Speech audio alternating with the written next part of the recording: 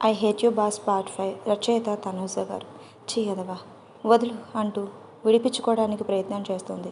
కానీ వంశీ ఆ ఛీ అనే పదాన్ని భరించలేకపోతున్నాడు. కోపంతో పశువులా మారిపోయాడు.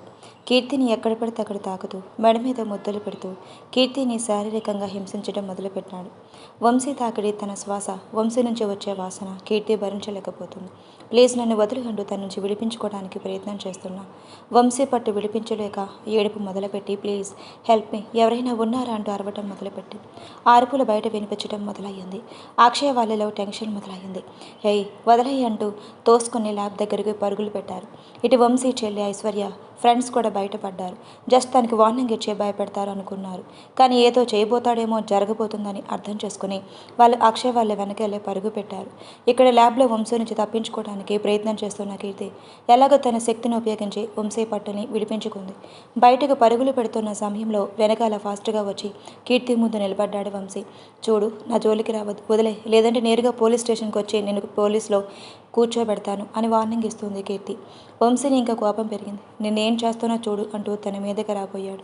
కీర్తి పక్కన చూడకుండా ఏదో బాటిల్ అదుంది కదా అని ఆ బాటిల్ని వంశీ మీదకి విసిరింది. ఆ బాటిల్ నేరుగా వంశీ మొహం మీద పగిలి మొహాన్ని కలిగి శరీర భాగంలో అంతా పడింది. అరుపులు, అమ్మ అయ్యో అంటూ వంశీ అరుపులు.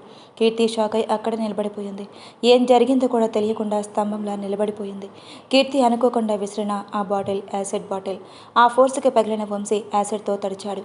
ఆ ద్రాహానికి వంశీ మోహం ఇంకా ఛాతీ ఇంకా అక్కడక్కడ కాలిపోయింది. చర్మం అంతా పొగలు వస్తుంది.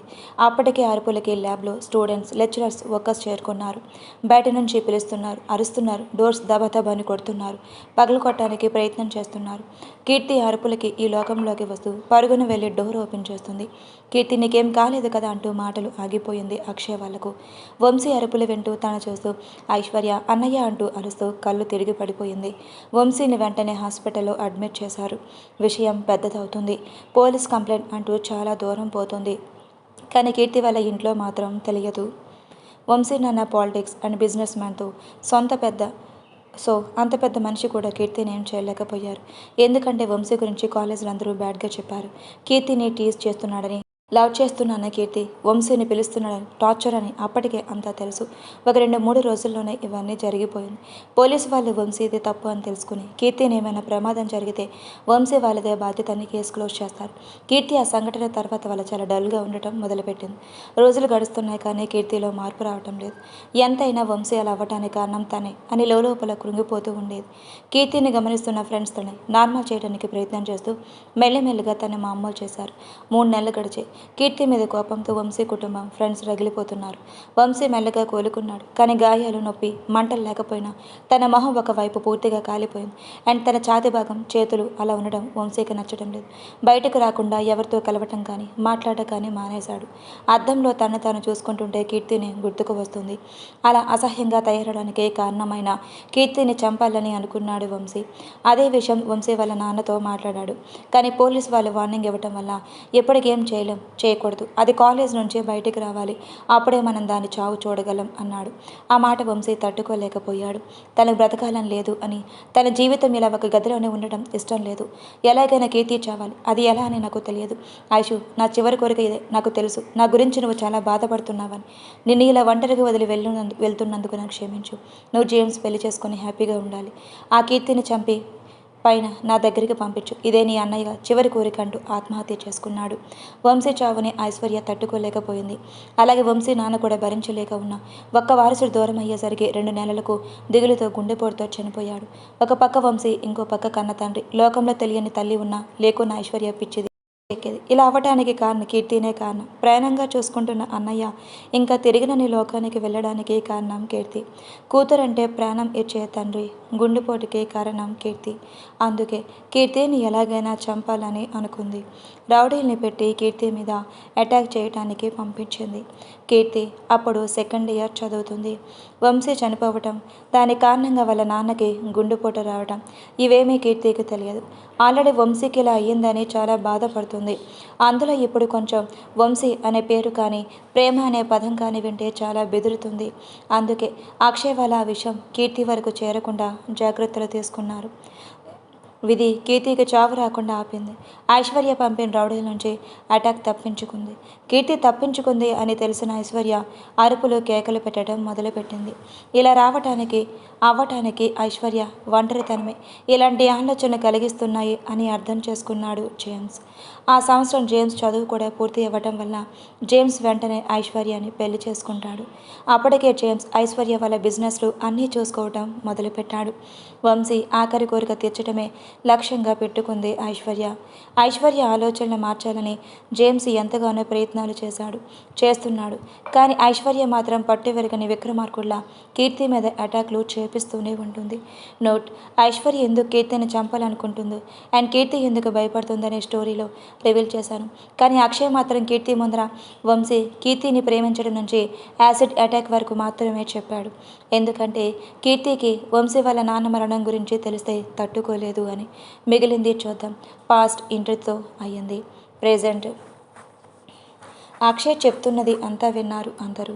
అంటే వంశీ ల్యాబ్లో అటాక్ వరకు వంశీ ప్రవర్తన వలన అలా జరిగిపోయింది. అందువలనే చంపాలని అనుకుంటున్నాడా అంటుంది కీర్తి. నీ మొహంలే, అసలు వారు బతికే లేడు అని మనసులో అనుకుంటాడు అక్షయ్. కీర్తి గురించి నేను చెప్పానుగా, నువ్వు కొంచెం నీ ఛాంబర్కి వెళ్ళు. వంశీనే అని గ్యారంటీ లేదు. మనకి జస్ట్ నిన్ను ఎవరైనా ఏడిపించారా అంటే ఇది చెప్పాను అన్నాడు అక్షయ్. కీర్తిని చంపాలని అనుకునేది వాడే అక్షయ్. నీకు ఇంకా అర్థం కాలేదు అన్నాడు శ్రీ. కీర్తి నువ్వు వెళ్ళు అని అంటాడు అక్షయ్ ఏదో ఇంకా చెప్పాలని అనుకుంటున్నాడు అని అభయ్కి అర్థమయ్యింది. కీర్తి నువ్వు వెళ్ళి ప్రాజెక్ట్ పని చూడు, ఇవన్నీ వదిలేసి అని అన్నాడు అభయ్. కీర్తి అలాగే ఏడుస్తూ కూర్చుంటుంది. కాబోయే భర్తగా కాకపోయినా ఆఫీసులో బాస్గా అయినా నా మాటకి విలువ ఇవ్వు అని అంటాడు అభయ్. మరో మాట ఇంకొక నిమిషం కూడా అక్కడ ఉండకుండా కీర్తి వెళ్ళిపోతుంది. ఇంకా నువ్వేమైనా చెప్పాలా అక్కే అని అడిగాడు అభయ్. అవునన్నయ్య అంటూ వంశీ వాళ్ళ నాన్న మరణం చెప్పాడు అక్షయ్. అది విన్న ముగ్గురు షాక్ అయ్యారు. ఏం చెప్తున్నావకి అంటూ అభయ్ ఆశ్చర్యంగా అడిగాడు. అవునన్నయ్య, నేను చెప్పేది నిజమే. కానీ ఆ విషయం కీర్తికి తెలియకుండా మేమే మేనేజ్ చేశాము. కీర్తికి చదువుకునేటప్పుడే ఫోన్ లేదు. సో సోషల్ మీడియా ద్వారా తెలియటానికి ఛాన్సెస్ లేదు. న్యూస్ కూడా ఎక్కువగా చూడదు. సో అక్కడ కూడా తెలియటానికి ఛాన్సెస్ లేదు. ఇంకా కాలేజ్లో మాత్రమే ఛాన్సెస్ ఉంది. వంశీ చనిపోయాడు అని తెలిసిన వెంటనే కీర్తిని ఈ విషయాలకి దూరంగా కొన్ని రోజులు బయటకు వెళ్దాం అని చెప్పి ఫ్రెండ్స్ అందరం బయటకు తీసుకొని వెళ్ళాం. అంతేకాకుండా మేమందరం ఆ కాలేజ్ వద్దు అని కన్విన్స్ చేసి అందరం కలిసి వేరే కాలేజ్లో జాయిన్ అయిపోయాం. సో కీర్తికి ఆ విషయం చేరే అవకాశం లేకుండా పోయింది అని అన్నాడు అక్షయ్. నిజంగానే మీరు మంచి ఫ్రెండ్స్ అని తెలుసు అక్కే, కానీ ఇంత మంచి ఫ్రెండ్సా అంటూ అడిగాడు శ్రీ. నిజంగానే ఈ విషయంలో మాత్రం మీరు కీర్తికి ఇచ్చిన support and care, affection, love చాలా ఎక్కువ అక్కే అన్నాడు అఖిల్ కూడా. థ్యాంక్ యూ అంటూ మురిసిపోయాడు అక్షయ్. కానీ ఇప్పుడు తెలిసేలా ఉంది అని అన్నాడు అక్షయ్. ఈ ప్రకారం చూస్తుంటే కీర్తిని ఇంకెవరు చంపాలని అనుకున్నట్లు అని అన్నాడు శ్రీ. ఇంకెవరు, వంశీ చెల్లెలు అని అన్నాడు అభయ్. నిజమే అన్నయ్య, ఖచ్చితంగా ఆ అమ్మాయి చేయటానికి ఛాన్సెస్ ఉంటాయి అని అన్నాడు అక్షయ్. ఇప్పుడు ఏం చేద్దాం అభయ్ అని అన్నాడు శ్రీ. ఇంకేముంది, వంశీ చెల్లెలను వెళ్ళి దర్శించాలి అని అన్నాడు అభయ్ ఆలోచిస్తూ. రేయ్ అఖి, నిజంగానే మీరు ఎంత మంచి ఫ్రెండ్సా అంటూ చెవిలో గోయి అన్నాడు అఖిల్. ఏ డౌటా నీకు? అదేం లేదు, ఒకసారి మీ ఫ్రెండ్స్ కనవాలని ఉంది అని అన్నాడు. ఓహో, కలద్దులే, ఎలాగో కీర్తి అన్నయ్య పెళ్ళికి వస్తారుగా అని అన్నాడు అక్షయ్ ఒక లుక్ ఇస్తూ. ఐశ్వర్య ఇంట్లో వంశీ ఫోటో దగ్గర నిల్చొని ఉంది. ఐషు అంటూ జేమ్స్ పిలుపుతో కళ్ళల్లో నీళ్లు తుడుచుకుంటూ జేమ్స్ వైపు తిరుగుతుంది. ఈరోజు అన్నయ్య అంటూ పరుగున వెళ్ళే జేమ్స్ని హత్తుకుంటుంది ఏడుస్తూ Aishwarya. Control yourself Aish please. Vamsi చనిపోయిన రోజు కావటం వల్ల మన ఫ్రెండ్స్ అందరూ వచ్చారు. కళ్ళు తుడుచుకుంటూ వెళ్దాం అంటూ కిందకి వస్తారు. ఐశ్వర్య అంటూ తన ముందుకు వచ్చి, ఇంకా ఆ కీర్తి బ్రతికే ఉంది, దాని చావు వార్త మాకు ఎప్పుడు వినిపిస్తావు? వంశీ ఆఖరి కోరిక ఎప్పుడు తీరుస్తావు అంటూ ఇంకొకరు ఆవేశంగా అడుగుతారు. త్వరలోనే వింటారు, అన్నయ్య కోరిక తీరుతుంది అంటూ కోపంగా అంటుంది ఐశ్వర్య. వంశీ వర్ధంతి కోసం అన్ని ఏర్పాట్లు సిద్ధం చేశాడు జేమ్స్. వంశీ తల్లి ఐశ్వర్య, జేమ్స్ ఇంకా తన ఫ్రెండ్స్ చేయాల్సిన పద్ధతులు చేశారు. అన్ని కార్యక్రమాలు అయ్యాక, చూడు ఐశ్వర్య, వచ్చే సంవత్సరం ఇదేలా ఆ కీర్తికి కూడా వాళ్ళ ఇంట్లో వాళ్ళ పిండ ప్రదానం చెయ్యాలి, గుర్తుపెట్టుకో. అవును ఐశ్వర్య, నీ వల్ల కాదు అంటే చెప్పు, మేమే చూసుకుంటాం. ఈ విషయంలో ఎలాంటి సహాయం కావాలి అన్నా మేం చేయటానికి సిద్ధంగా ఉన్నాం. ఇప్పటికే వంశీ చనిపోయి 3 సంవత్సరాలు అవుతుంది. మేమే దాన్ని చంపుతాం అంటే నువ్వు ఒప్పుకోలేదు, నువ్వు చంపలేకపోతున్నావు అంటూ వంశీ ఫ్రెండ్స్ ఒత్తిడి చేశారు ఐశ్వర్య మీద. రేయ్, వదిలేసి వెళ్ళండి, ఈరోజు ఇవన్నీ మాట్లాడటం అవసరమా అంటూ జేమ్స్ అరుస్తాడు. అంతటితో అందరూ కొంచెం కామ్ అవుతారు. కానీ ఐశ్వర్య గుండెల్లో రగిలే అగ్నిజాలకి వాళ్ళు నెయ్యి పోసేశారు. అది ఇంకా వెలుగులో విజృంభించబోతుంది. కీర్తి ఆఫీస్ వర్క్స్ ముగించుకొని ఇంటికి వెళ్తుంది. అక్కడ అభయ్ పేరెంట్స్ హిమజ ఉంటారు. వేళ్ళెందుకు వచ్చారు ఎప్పుడు అనుకుంటూ లోపలికి వెళ్ళి పలకరిస్తుంది వాళ్ళని. కూర్చో కీర్తి అని అంటారు. ఫ్రెష్ అప్ అయి వస్తానంటే అంటూ మేఘాకి సైగ చేస్తుంది లోపలికి రమ్మని. మేఘ కూడా కీర్తి వెనకాలే వెళ్తుంది. ఏంటి వీళ్ళు ఇక్కడ అని అంటుంది కీర్తి. పెళ్ళికి సమయం ఎక్కువ లేదు కదా, సో రేపు షాపింగ్ చేద్దామని అడగడానికి వచ్చారు. ఇప్పుడు అప్పుడే పెళ్లి పనులు మొదలు పెట్టేశారా? అప్పుడే ఏంటి, 13 రోజులు ఉన్నాయి అంతే. ఆల్రెడీ పెళ్లి డేట్ ఫిక్స్ చేసి 2 రోజులు అయిపోయింది. వాళ్ళ పెళ్లి మండపం కూడా బుక్ చేసేసి అడ్వాన్స్ ఇచ్చేశారు అంట. ఇంకా మనల్ని పెళ్లి పనులు మొదలు పెట్టుకోమని చెప్పారు. రేపు పూజారి దగ్గరికి వెళ్ళి ముహూర్త పత్రిక రాసుకొని, అలాగే వెడ్డింగ్ కార్డ్ సెలెక్షన్ అండ్ అమ్మాయి గారికి పెళ్ళికి కావాల్సిన నగలు, చీరలు షాపింగ్ చేసుకోవాలని ప్లానింగ్. అందుకే ఉదయం 7 గంటల నుంచే బయలుదేరుతూ ఉన్నారు. రేపు నువ్వు కూడా తొందరగా లేచి రెడీ అవ్వాలి, ఓకే? అన్నీ బాగా సెలెక్ట్ చేసుకునిరా అని అంటుంది మేఘ. అంటే నువ్వు రావా? నేను ఎలా వచ్చేదే, బావని వదిలి అండ్ లోపల బేబీ, సో కుదరదు. అందుకే మీ ఫ్రెండ్ శ్రీజాకి కాల్ చేశాను. ఆల్రెడీ చెప్పేశాను వస్తాను అందులే. నిజంగానా? శ్రీజ వస్తుందా? నాకు చెప్పనే లేదు అంది కీర్తి సంతోషంగా.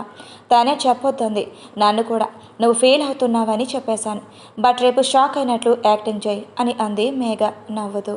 హిహి సర్లే అంటూ నవ్వుకుంటూ ఉంటే కీర్తి అంటూ భాగ్య పిలుపు. అలా కొంచెంసేపు కీర్తి వాళ్ళతో మాట్లాడి అభిరామ్ వాళ్ళ ఇంటికి వెళ్తారు. ఈసారి అభిరామ్ వాళ్ళ కార్ని ఫాలో చేస్తూ ఐశ్వర్య మనసులో వెళ్ళారు. ఎవరని తెలుసుకొని ఐశ్వర్యకి ఇన్ఫర్మేషన్ ఇవ్వాలి అని. ఇంటికి వెళ్ళగానే అభయ్, అఖిల్, అక్షయ్ హాల్లో కూర్చొని ఐశ్వర్య డీటెయిల్స్ గురించి మాట్లాడుకుంటూ ఉంటారు. ఇంట్లో ఎవరూ లేరని. అప్పుడే అభిరామ్ వాళ్ళు కారు వచ్చి ఇంటి ముందు ఆగటంతో వీళ్ళు వేరే మాటలు మొదలుపెట్టారు. అందరూ హాల్లోనే ఉన్నారా అంటూ వచ్చి ముగ్గురు కూర్చుంటారు. ఎక్కడికి వెళ్ళారు మామ్ అంటాడు అఖిల్. కీర్తి వాళ్ళ ఇంటికి. ఎందుకు అని అంటాడు అభయ్ వెంటనే. ఎందుకు ఏంటి ఆ ప్రశ్న? పెళ్ళికి ఇంకా 13 రోజులే ఉన్నాయి. పెళ్ళికి చెయ్యమని అడగటం కాదు, కొంచెం బాధ్యత కూడా తీసుకోవాలి అని అంటాడు అభిరామ్. డాడీ, లేకపోతే మీ ఇష్టానికి ఇప్పటికిప్పుడు పెళ్ళి అన్నాం, మరి మిగతా పనులు కూడా చూసుకోవాలి కదా. అబ్బా డాడీ, ఇప్పుడు ఏం చెయ్యాలో చెప్పండి, చేసేస్తాం, అంతేకాని ఇలా అంటూ అభిరామ్ ఒక లుక్ ఇచ్చేసరికి తల దించేస్తాడు అక్షయ్. చూడండి, పెళ్లి మండపం అంతా నేను బుక్ చేసేసాను. రేపు ఉదయం 7 గంటలకి అంటూ షాపింగ్ అని ఎక్స్ప్లెయిన్ చేస్తాడు అభిరామ్. డాడీ, అన్నీ ఒకే రోజు ఎందుకు? ముహూర్త పత్రిక రాసేసి ఒక్కో రోజు ఒక్కో పని చేద్దాం అని అంటాడు అభయ్. బాబు, మేం బంధువుల్ని, ఇంకా బిజినెస్ పార్ట్నర్స్, ఫ్రెండ్స్, తోటి ఉద్యోగులు, మీ అమ్మ ఫ్రెండ్స్, ఫ్యామిలీ ఇలా వెడ్డింగ్ ఇన్విటేషన్ ఇవ్వటానికి తిరగాలి. మీలాగా మేము ఖాళీగా ఉండలేం అండ్ ఆ పనులు వెళ్ళే నుంచే మొదలు పెడతాము. సో రేపు నేను ప్లాన్ చేసినట్లే జరగాలి. అండ్ వాళ్ళకి మనం టైం ఇవ్వాలిగా. పెళ్లి కూతురు అంటే మామూలు విషయమా? చీరలు, జాకెట్లు, నగలు అవేవో కావాలి. ఎస్ సత్య. ఏం సత్య? హిమజ వాడికి అర్థమయ్యేలా చెప్పండి. నా కొంచెం కాఫీ ఇవ్వు రంగమ్మ అంటూ పిలుస్తాడు. ఇదిగో అందరికీ తీసుకొని వచ్చేసానయ్యా అంటూ అందరికీ కాఫీ ఇస్తుంది. అవును పెద్దబాబు, పెద్దయ్య చెప్పినట్లు పెళ్లి కూతురు అంటే మామూలు విషయం కాదు. మామూలుగా అయితే పెళ్ళి అంటే ముందు నిశ్చితార్థం చేసుకుని ఆ రోజే ముహూర్త పత్రిక రాసుకుంటారు. అప్పుడే కనీసం పెళ్ళికి 1 నెల లేదా 2 నెలల పెళ్ళికి గడువు తీసుకుని ముహూర్తం పెళ్ళికి పెట్టుకుంటారు. అప్పుడే అన్ని పనులు సవ్యంగా జరుగుతాయి అని అంటుంది రంగమ్మ. హాం, అది అన్నమాట సంగతి. పెళ్ళి తొందరగా జరగాలి అన్నారు కాబట్టి ఇలా. అందుకే వీలైతే అన్ని పనులు రేపే చేసుకొని అండ్ కీర్తిని కూడా ఇంట్లోనే ఉండి హెల్ప్ చేసుకోమని చెప్పు. వాళ్ళ అక్క వేరే గర్భవతి అంటాడు అభిరామ్ ఆలోచిస్తూ. కీర్తిని ఇంట్లోనే ఉంచటం కుదరదు డాడీ అని అంటాడు అభయ్. అభి అంటూ కోపంగా పైకెళ్ళేస్తాడు అభయ్.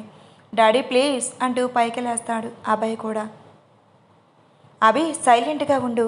మావయ్య మీరు చెప్పినట్లే కీర్తి ఇంట్లోనే ఉంటుంది, మీరు వెళ్ళి రెస్ట్ తీసుకోండి అని అంటాడు అఖిల్. అవును అన్నయ్య, మీరు వెళ్ళండి అంటూ హిమజ కూడా చెప్పడంతో అభిరామ్ వెళ్ళిపోతాడు తన గదికి. అభిరామ్ వెళ్ళాక ఏంటబి డాడీతో అలాగేనా మాట్లాడేది అని అంటుంది హిమజ. అది కాదు అత్తయ్య అంటూ ఉండగా అభయ్, హా నాకు తెలుసులే కీర్తి లేకుండా చూడకుండా ఉండలేవని, కానీ ఇంకో 2 వారాలు అంతేగా. ఆ తర్వాత 24 గంటలు నీతోనే ఉంటుంది, నువ్వు చూస్తూనే ఉండొచ్చు. ఈ 2 వారాలు అన్నయ్య చెప్పినట్టు విను కన్నా అంటూ చెంపల పట్టుకొని ప్రేమగా చెప్తోంది హిమజ. వీళ్ళకి ఇలా అర్థమయ్యిందా అని మనసులో అనుకుంటూ ఇంకేం మాట్లాడాలో తెలియక, సరే అత్తయ్య మీరు ఎక్కువగా ఆలోచించకండి అంటూ అభయ్ తన గదిలోకి వెళ్ళిపోతాడు. అక్షయ్, అఖిల్ ఒకరినొకరు చూసుకుంటూ అభయ్ వెనకాలే వెళ్తారు. అభయ్ ఎందుకు అంత టెన్షన్గా అవుతావు? కీర్తి ఇంట్లో ఉండటం సేఫే కదా అంటాడు అఖిల్. ఎలా సేఫ్ అవుతుంది?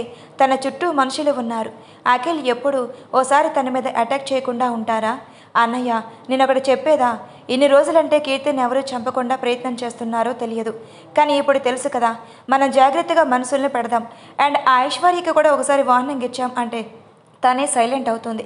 మన దగ్గర ప్రూఫ్లు ఏమీ లేవు కదా అక్కి, తనే చేసింది అనడానికి అని అంటాడు అఖిల్. కరెక్టే, కానీ నాకైతే కన్ఫర్మ్గా తానే అనిపిస్తుంది అని అంటాడు అక్షయ్. అక్కి, నాకు రేపు ఉదయం 8 గంటలకంతా ఐశ్వర్య గురించి పూర్తి డీటెయిల్స్ కావాలి. నువ్వు వెళ్ళి కలెక్ట్ చేస్తావో మనుషులను పెట్టి కనుక్కుంటావో తెలియదు, బట్ అంటూ ఉండగా డెఫినెట్లీ అన్నయ్య అంటూ అక్షయ్ అక్కడి నుంచి కదులుతాడు. అభయ్ ఆలోచిస్తూ ఉంటాడు. మరుసటి రోజు అభయ్ 6:30కి లేస్తాడు ఫ్రెష్ అవ్వడానికి. ఫ్రెష్ అయ్యి వచ్చి మొబైల్ ఏమైనా ఇంపార్టెంట్ మెసేజెస్లు ఉన్నాయా అని చెక్ చేస్తుంటాడు. అప్పటికి ఐశ్వర్య గురించి ఫుల్ డీటెయిల్స్ అభయ్ వాట్సాప్ పంపిస్తాడు అక్షయ్. అందులో ఓపెన్ చేస్తే ఐశ్వర్య తన ఫ్యామిలీ ఫోటో కూడా ఉంది. ఐశ్వర్య ఫోటో చూస్తూ, ఐశ్వర్య వస్తున్నాను, నా అమ్మని చంపడం నీ తరం కాదు అని నీకు తెలిసేలా చేస్తాను అంటూ మనసులో అనుకుంటాడు. అభి అభి అంటూ డోర్ తడుతున్న శబ్దం. అభయ్ వెళ్ళి డోర్ ఓపెన్ చేస్తాడు. రెడీ అయిపోయావా అని అడిగింది హిమజ.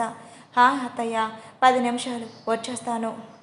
సరే అభి తొందరగా వచ్చాయి అంటూ కిందకు వెళ్ళిపోతుంది. అభయ్ కిందకు వెళ్ళాడు. అప్పటికే అందరూ రెడీగా ఉంటారు. సత్య, అభిరామ్, హిమజ, అఖిల్, అక్షయ, శ్రీ. నువ్వు ఎప్పుడు వచ్చావురా? నువ్వు అంటే చెప్పావు, కానీ మా ఆంటీ అలా కాదు, నాకు అన్నీ చెప్తారు, అన్నిట్లో ముందు నిలబెడతారు, చూసి నేర్చుకో అంటూ సత్య మెడ చుట్టూ చేతులు వేసుకొని చెప్తాడు శ్రీ. నీ మొహంలే, నేనే చెప్పాను మీ ఇంట్లో చెప్పమని, ఆంటీ రాలేదా అంటూ శ్రీని చూశాడు అభయ్. హా అవును ఆంటీ అంటూ సత్య వైపు చూస్తాడు శ్రీ. అవును అన్నట్లు తల ఊపింది సత్య నవ్వుతూ. అఖిల్, అక్షయ్ శ్రీ మొహం చూసి నవ్వేస్తారు.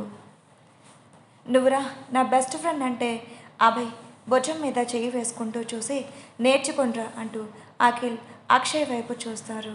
హా అంటూ రాగం తీస్తారు ఇద్దరు ఒకేసారి కోరస్ లాగా. హా అంటూ అభయ్ వైపు చూశాడు. అభయ్ లుక్ ఇస్తున్నాడు. హిహి అంటూ పళ్ళు చూపిస్తూ భుజం మీద చెయ్యి తీస్తూ. పదండి పండి, ఇంత లేట్ చేస్తే ఎలా అంటూ హడావిడి చేస్తారు శ్రీ. అందరూ కలిసి ముహూర్త పత్రిక రాసే వెంకటేశ్వర స్వామి ఆలయంకి బయలుదేరుతారు. కీర్తి వాళ్ళ ఇంట్లో కూడా బయలుదేరుతారు. మేఘ, సంతోష్ వెళ్ళలేదు. ఇంకా ముగ్గురు ఇంటి నుంచి బయలుదేరకూడదు అని పక్కన ఇంట్లో ఉన్న బాగా పరిచయం కలిసిన సరోజ అనే ఒక మహిళని కూడా తీసుకుని బయలుదేరారు. సమయం 7:30. 2 కుటుంబాలు ఒకేసారి ఆలయం ముందుకు చేరుకున్నారు. అభయ్ వాళ్ళ 2 కార్లలో వచ్చారు. కీర్తి వాళ్ళ సొంతగా కారు లేదు కాబట్టి బాడీ కారులో వచ్చారు. అందరూ దిగారు. అభయ్ కుటుంబం అందరి చూపు కీర్తి మీదనే. అభయ్తో సహా అలా స్టన్ అయిపోయాడు కీర్తిని చూస్తూ. చిలకపచ్చ రంగు చీర, అందుకు మ్యాచింగ్ లైట్, డార్క్ బ్లౌజ్. అచ్చు ఆడవారి మాటలుగా అద్దారు వెళ్లే సినిమాలో త్రిష కట్టుకుంటుంది ఆ చీరలు. 2 చేతులతో గాజులు, ఎక్కువగా మేకప్ లేకుండా ఉండే స్వచ్ఛమైన మొహం, 2 కళ్ళకి కాటుగా, 2 కనుబొమ్మల మధ్య పచ్చరంగు, మిగిలిన చిన్న స్టిక్కర్, దాని మీద ఎర్రటి కుంకం, చెవులకి చిన్న సైజు జుంకీలు, మెడలకు చిన్న నెక్లెస్, హెయిర్ వెనక మళ్ళీ పువ్వులు ఒక సైడ్ ముందుకు వేసుకుని అచ్చా లక్ష్మీదేవి అందంగా అందాల తారలాగా భువి నుంచి దిగివచ్చిన సింపుల్ దేవతలా కనిపిస్తుంది అందరి కంటికి. కీర్తిని చూస్తూ అలాగే అభయ్ వైపు లుక్కిస్తూ ఊహూ అంటాడు శ్రీ. ఊహూ అని అర్థం చేసుకున్న అభయ్ కీర్తి నుంచి చూపు మళ్లించుకోవడానికి ప్రయత్నం చేస్తాడు. కానీ అవ్వడం లేదు. సత్య, హిమజాలు కీర్తి దగ్గరికి వెళ్ళి మా ఇంటికి ఇంత చక్కటి బొమ్మను పంపిస్తున్నందుకు మీ రుణం ఎలా తీర్చుకోవాలి అంటారు. భాగ్య, ప్రసాద్ ఆ మాటలకు మురిసిపోతారు. అదే మీ అభయ్ని ఇచ్చి రుణం తీర్చుకుంటున్నారు కదా అంటుంది పక్కనే ఉన్న సరోజ. అందరూ సరోజ వైపు చూస్తారు. అది ముగ్గురమే రాకూడదు అని పక్కింటి ఆవిడ, అందుకే తీసుకుని వచ్చాం, పేరు సరోజ, మాకు బాగా పరిచయం అంటూ చెప్పింది భాగ్య. మంచిది, సరే రండి వెళ్దాం అంటూ సత్య వాళ్ళు అంటారు. అంతలో శ్రీ కుటుంబం వాళ్ళు కూడా ఆలయంకి చేరుకుంటారు. శ్రీ కీర్తి కుటుంబంకి పరిచయం చేస్తాడు. కీర్తిని చూసి పుత్తడి బొమ్మలా ఉన్నావు తల్లి, చల్లగా ఉండు అంటూ శ్రీ అమ్మ శివాని ఆశీస్సులు ఇస్తుంది. సరే సమయం అవుతుంది, పైకి వెళ్దాం అంటాడు అభిరామ్. అలా అందరూ ఆలయం లోపలికి వెళ్తూ ఉంటారు. కీర్తిని చూస్తూ నడుస్తూ ఉంటాడు అభయ్. కీర్తి మాత్రం అభయ్ వైపు కన్ను ఎత్తి కూడా చూడదు. ఎంత అభయ్ మంచివాడు అని తెలిసినా, తన కాపాడని ప్రయత్నం చేస్తున్నాడు అని తెలిసినా కీర్తి మనసు ఎందుకో ఈ పెళ్ళికి ఒప్పుకోదు. ఇష్టం లేని పెళ్ళికి చాలా కష్టంగా నడుస్తూ అడుగులు వేస్తూ దేవుడి దగ్గరకు చేరుకుంటారు. కీర్తినే చూస్తూ ఉన్న అభయ్ని కాస్త దేవుణ్ణి కూడా చేసి కీర్తి నిన్ను చూడాలని కోరుకోమానవా అంటూ ఒక శబ్దం. అది విన్న అభయ్ అటువైపు చూస్తాడు. ముగ్గురు కోతుల్లాగా అంటే శ్రీ, అఖిల్, అక్షయ్ ముగ్గురు అభయ్ వైపే చూస్తే ముసిముసి నవ్వులు నవ్వుతారు. గుర్రమని కళ్ళు పెద్దవి చేసి వాళ్ళ ముగ్గురునే చూస్తూ ఉన్నాడు అభయ్. నాకు ఒక అనుమానం అని అన్నాడు అక్షయ్. ఏంటి అంటాడు అభయ్. కీర్తి నిన్ను ఇష్టపడే పెళ్ళికి ఒప్పుకుందిగా, నీకెందుకురా ఆ అనుమానం వచ్చింది అని మధ్యలో మాట్లాడాడు శ్రీ.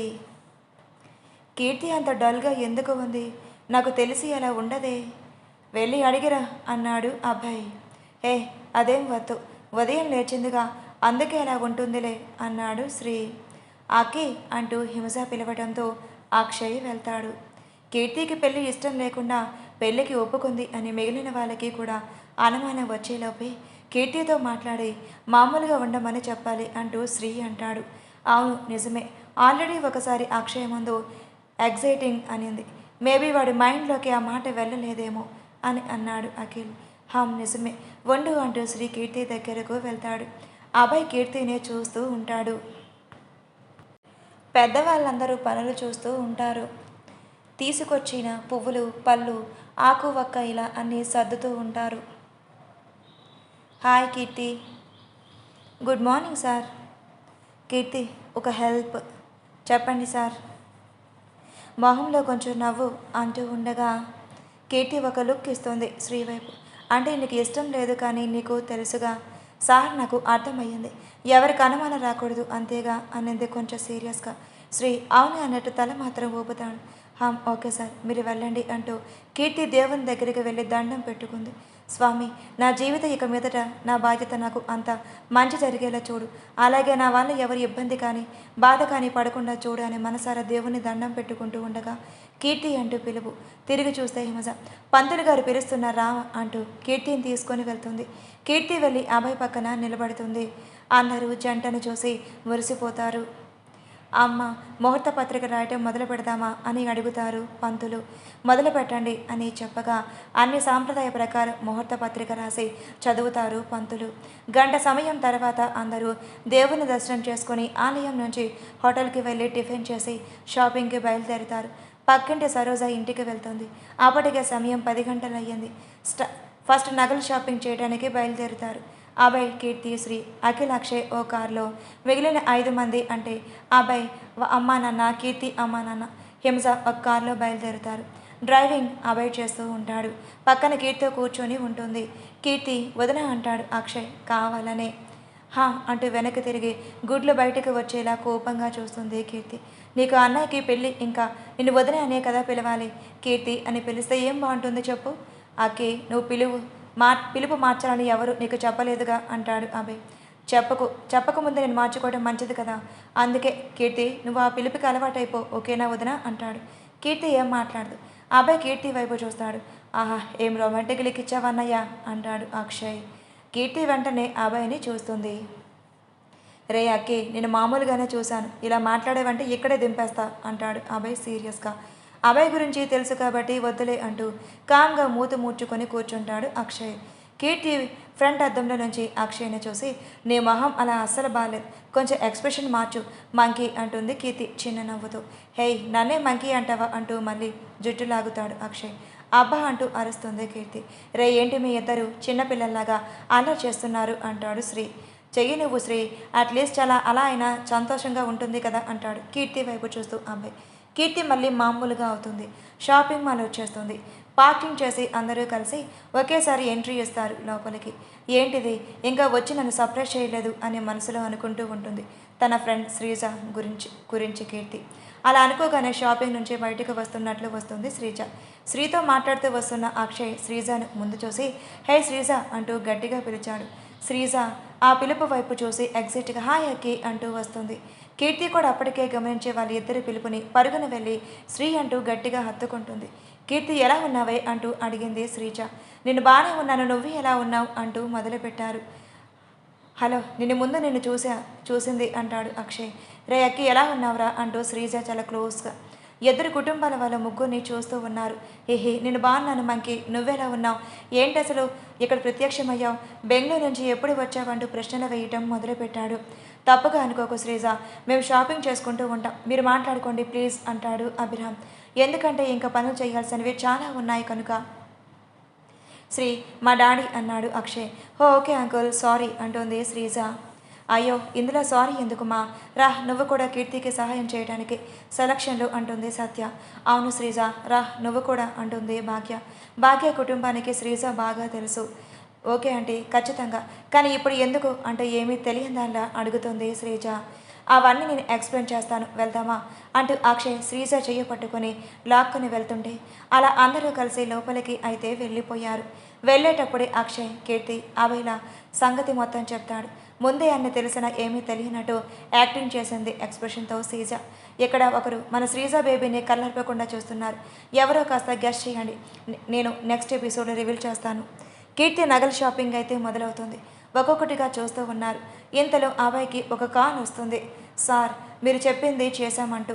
ఓకే నేను వస్తున్నా, ఒక అర్ధగంట అంటాడు అభయ్. ఓకే సార్ అంటూ కాల్ కట్ చేస్తారు. డాడీ అర్జెంట్ కాల్ ఒకటి వచ్చింది, నేను ఒక 2 గంటల్లో వచ్చేస్తాను అంటాడు అభయ్. అదేంటి అభయ్ నువ్వు లేకపోతే ఎలా, ప్లీజ్ డాడీ అర్థం చేసుకోండి, ఆయన వేసుకునేది కీర్తి కదా, తనకేది నచ్చితే అది కొనివ్వండి అంటూ శ్రీ అఖిల్ కీర్తిని గమనిస్తూ ఉండమని చెప్పాడు. నువ్వు ఎక్కడికి వెళ్తున్నావు, వచ్చాక చెప్తాను బాయ్ అని అభయ్ వెళ్తాడు. కార్ తీసుకొని 5th గేర్లో చాలా ఫాస్ట్గా వెళ్తుంటాడు అభయ్. ఇక్కడ శ్రీజ రాకతో కీర్తిలో కొంచెం చేంజెస్ వచ్చి మొహంలో నవ్వు వచ్చింది. సత్య హింస కీర్తికి ఏం నచ్చుతాయో, ఎలాంటి నగలు కావాలో అడిగి చూసి ఒక్కొక్కటిగా సెలెక్ట్ చేస్తున్నారు. శ్రీజని అదే పనిగా ఒకరు చూస్తున్నది అక్షయ్ గమనించాడు. ఏంటి శ్రీజ నచ్చిందా అంటాడు స్ట్రైట్గా. ఆహా అంటూ గొంతు సవరించుకుంటాడు ఇంకొకరు. అక్షయ్ నవ్వుకుంటూ సెలక్షన్ దగ్గరకు వెళ్తాడు. అభయ్ కారు ఒక బంగ్లా దగ్గర ఆగుతుంది. చుట్టూ ఇల్లులు ఏమీ ఉండవు. మెయిన్ రోడ్కి కొంచెం లోపలికి ఉంటుంది ఆ బంగ్లా. పెద్ద గేట్, అది దాటగానే ఆ బంగ్లా ముందు కాదు చుట్టూ 3 వైపుల రకరకాల పువ్వులతో గార్డెన్. బంగ్లా ముందు కార్ పార్కింగ్ చేసి అక్కడ ఉన్న మనిషి దగ్గర కార్ కీస్ ఇచ్చి బంగ్లా వెనక వైపుకు అడుగులు వేస్తూ వెళ్తాడు. వెనక వైపుకు వెళ్ళి అక్కడ ఉన్న ఒక చిన్న గది, అంటే పాత సామాన్లు వేసుకోవడానికి ఆ గది బయట ఇద్దరు మనుషులు ఉన్నారు. అభయ్ వెళ్ళగానే నమస్తే సార్ అంటూ విష్ చేశారు. హామ్ అంటూ లోపలికి వెళ్ళడానికి సైగ చేస్తాడు. గది తలుపులు తీశారు. లోపలికి వెళ్తాడు. ఆహా అంటూ ఒకరు సైగ చేస్తూ కళ్ళు పెద్దవి చేసి చూస్తూ ఉంటారు. అభయ్ నేరుగా వెళ్ళి నోటికి వేసిన ప్లాస్టర్ తీసి ఎదురుగా వేసిన పెద్ద కుర్చీలో కాళ్ళ మీద కాలు వేసుకుంటూ కూర్చుంటాడు. రే ఎవర్రా మీరు? నన్ను ఇక్కడికి తీసుకొని వచ్చారు. మీ సంగతి చూస్తాను. నేనెవరో తెలుసా? ఐశ్వర్య డాటర్ ఆఫ్ ఓల్డామ్ ఏ కూతురు అంటూ గట్టిగా అరుస్తూ ఉంటుంది. అభయ్ సైలెంట్గా చూస్తూ ఉంటారు. ఎంత ధైర్యం ఉంటే నన్నే కిడ్నాప్ చేస్తారా యూ బాస్టర్స్ అంటూ అరుస్తూ ఉన్న ఐశ్వర్య చెంప దగ్గరికి వెళ్ళి అభయ్ చేయి కంట్రోల్ చేసుకుంటూ కూర్చున్న కుర్చీని గట్టిగా తంతాడు. ఆ శబ్దానికి బయట ఉన్న వ్యక్తి వచ్చే పరిస్థితి అర్థం చేసుకుని కుర్చీని తిరిగి ఎత్తి మళ్ళీ పెట్టి బయటికి వెళ్తాడు. ఆడపిల్ల మీద చేయి చేసే అలవాటు నాకు లేదు. అయినా నువ్వు ఆడపిల్లవైతేనే కదా నేను ఆలోచించడానికి ఐఎమ్ కరెక్ట్లీ అని అంటాడు ఐశ్వర్య వైపు చూస్తూ. ఒక నవ్వు నవ్వుతాడు అభయ్. ఎవరు నువ్వు? నా స్టేటస్ తెలిసి నన్ను కిడ్నాప్ చేసావా? ఏం కావాలి నీకు? అయినా నేను ఎక్కడ చూసినట్లు అనిపిస్తుంది నాకు అంటుంది ఐశ్వర్య డీప్గా అభయ్ని చూస్తూ. నీకు ఒక చిన్న వార్నింగ్ ఇద్దామని తీసుకొని వచ్చాను. ఇది ఇచ్చాక నువ్వు మనిషిగా మారావా సరే, లేదా అంటూ తల ఊపుతాడు అభయ్. ఏం చేస్తావురా? నాకే వార్నింగ్ ఇచ్చే మగాడిది కూడా ఈ భూమి మీద ఉన్నారా అంటూ చాలా పొగరుగా ఏమాత్రం భయం లేకుండా మాట్లాడుతూ ఉన్న ఐశ్వర్యాన్ని చూస్తూ ఉంటే ఇలా కూడా ఆడపిల్లలు ఉంటారా అని అనిపించింది అభయ్కి. నువ్వు ఆడపిల్లవా? అసలు నీలాంటి వాళ్ళని కలిసి అవకాశం ఇచ్చినందుకు ఆ దేవుడికి చాలా థ్యాంక్ యూ చెప్పుకోవాలి. ఎందుకో తెలుసా? అప్పుడే కదా మంచి అమ్మాయిలకి మర్యాద ఇవ్వగలిగేది. నీ మర్యాద ఎవరికి కావాలి? అసలు ఎవరు నువ్వు? నన్ను కిడ్నాప్ చేసావు అది చెప్పు ముందు. కీర్తి అని అన్నాడు అభయ్. కీర్తి అనగానే ఐశ్వర్యకి అర్థమైపోతుంది. ఓహో, నువ్వు ఆ కీర్తి మనిషివా? కాదు, కీర్తికి కాబోయే భర్తని. ఐశ్వర్య షాక్ అయ్యింది అభయ్ మాటకి. వాహ్ వాచ్, నువ్వు ఆ కీర్తిని పెళ్లి చేసుకోబోతున్నావా? అంటే నువ్వేనా ఇన్ని రోజులు దాని మూడు అటాకుల నుంచి కాపాడావు అని అడుగుతుంది. ఎస్, 3 కాదు, నువ్వు 30 అటాక్స్ చేపించిన కీర్తిని నీడని కూడా నువ్వు ఏం చేయలేవు హహహ అంటూ ఐశ్వర్య గట్టిగా నవ్వుతూ ఉంటుంది. అభయ్కి ఆ నవ్వులోని అంతర్యం ఏంటో అర్థమయ్యింది. తను ఏం చెయ్యలేమనే పొగరు అది చాలా క్లియర్గా తెలుస్తుంది. నీ పేరేంటి మిస్టర్? అభయ్ కోపంగా చూస్తూ ఉంటాడు. ఇప్పుడు నీ కాబోయే భార్య ఎక్కడ ఉంది? ఉదయం మీరందరూ కలిసి గుడికి వెళ్ళారు, అక్కడి నుంచి టిఫిన్స్ తిన్నారు, అక్కడనే షాపింగ్కి వెళ్ళారు. అంటే ఇప్పుడు కీర్తి షాపింగ్ మాల్ ఉంది, సారీ జ్యువెలరీ షాపింగ్ మాల్లో. SI correct? నువ్వు కీర్తి చుట్టూ మనుషులు పెట్టావని కూడా తెలియకుండానే నేను ఎంత దూరం తీసుకొచ్చాను అని నువ్వు అనుకుంటున్నావా మిస్సెస్ జేమ్స్? నీకు ఒక కూతురు ఉంది, తను చూసుకుంటూ ఒక అమ్మ ఉంది. వాళ్ళిద్దరు చూసుకోవడానికి బయట ఒక వాచ్మ్యాన్ అండ్ ఇంట్లో 2 పని మనుషులు, ఒక కార్ డ్రైవ్, అంతేనా?